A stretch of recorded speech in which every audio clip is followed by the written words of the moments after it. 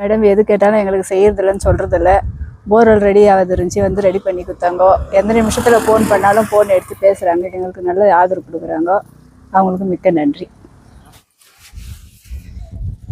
நாங்கள் 15th ward ST பிளாக்லேருந்து Arumugam மற்றும் 15th ward ஜனங்கள்லாம் என்ன தெரிவிச்சுக்கிறோன்னா, ஒரு பல மாதமாக போர்வால் இங்கே ரிப்பேர் ஆகிட்டு இருந்துச்சுங்க. அது சம்மந்தப்பட்ட வந்து பார்க்குவாங்கன்னு சொன்னால் அவங்க யாரும் பார்க்கல. நாங்கள் அப்புறம் பார்த்தா இருக்கிற ரெண்டாவது போரும் ரிப்பேர் ஆகிடுச்சுங்க. நாங்கள் இமீடியட்டாக முதல் நேற்று என்ன பண்ணோன்னா, ஒரு 2-3 நாளைக்கு முன்னாடி மேடத்துக்கு வந்து ஃபோன் அடிச்சுங்க. மேடம் வந்து பெல்காவியில் மீட்டிங்கில் இருந்தாங்க. மீட்டிங்கில் இருக்கும்போது கூட எங்களுடைய ஃபோன் அட்டன் பண்ணி என்ன ப்ராப்ளம் அப்படின்னு கேட்டாங்க. மேடம் இது மாதிரி தண்ணி இது ரொம்ப ப்ராப்ளம் இருக்குது, நம்ம ஜனங்கள்லாம் வந்து என்கிட்ட சொன்னாங்க, எல்லாருமே வந்து தண்ணி பிரச்சனை ரொம்ப அதிகமாக இருக்குது, மேடத்துக்கு ஃபோன் பண்ணுவாங்க, யாரும் வந்து ரெடி பண்ணி கொடுக்க மாட்டேங்கிறாங்க, மேடத்துக்கு ரெடி பண்ணுங்க, ரொம்ப கஷ்டமாக இருக்குதுன்னு சொன்னாங்க. அதை முன்னிட்டு நான் என்ன பண்ணேன்னா, மேடத்துக்கு ஃபோன் பண்ணாங்கன்னா அப்பயே அட்டன் பண்ணிவிட்டு 2 நாளில் உங்கள் ப்ராப்ளம் டோட்டலாக சால்வ் பண்ணுவோன்னு சொன்னாங்க. அந்த 2 நாளில் வந்து மேடம் வந்து சால்வ் பண்ணி கொடுத்துக்கிறாங்க. மேடத்துக்கு 15th வார்டு சார்பாக நன்றி. அதை போல் இன்னொரு விஷயம்னா, அந்த 15வது வார்டு ஃபுல்லாக அபிவிருத்தி பணிகள் எல்லாம் செஞ்சுன்னு இருக்கிறாங்க மேடங்க. இங்கே எஸ்டி பிளாக் 4வது வட்டத்தில் கூட அங்கே ஒரு ரோடு கல்ரமூலை டவுனில் இங்கே வர ரோடு சிமெண்ட் ரோடுகள்லாம் வந்து ஏற்பாடு வந்து எம்எல்ஏ மேடம் தான் பண்ணி கொடுத்துருக்குறாங்க.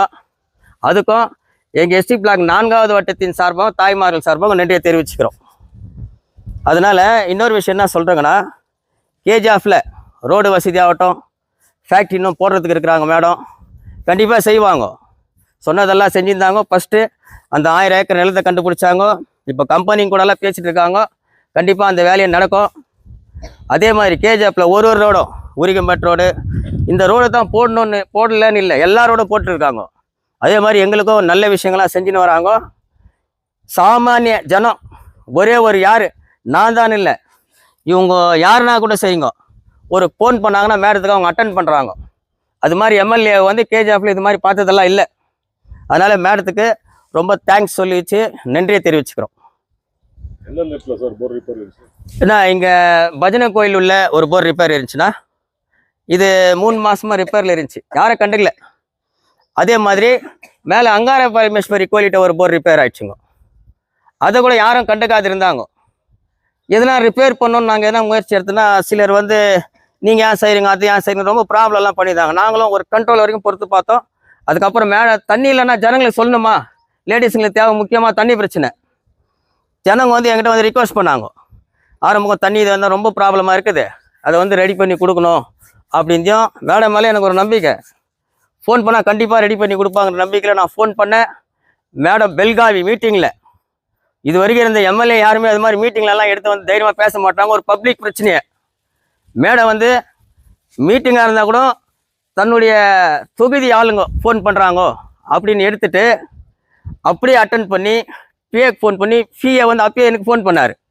இது மாதிரி உங்கள் ஏரியாவில் வந்து தண்ணி பிரச்சனை இருக்குதாமே, இன்றைக்கி சண்டே ஆச்சா, நாளைக்கு சண்டே வந்து சண்டே முடிஞ்சிட்டு மண்டே வந்து அனுப்பி வைக்கிறேன் அப்படின்னு சொன்னாங்க.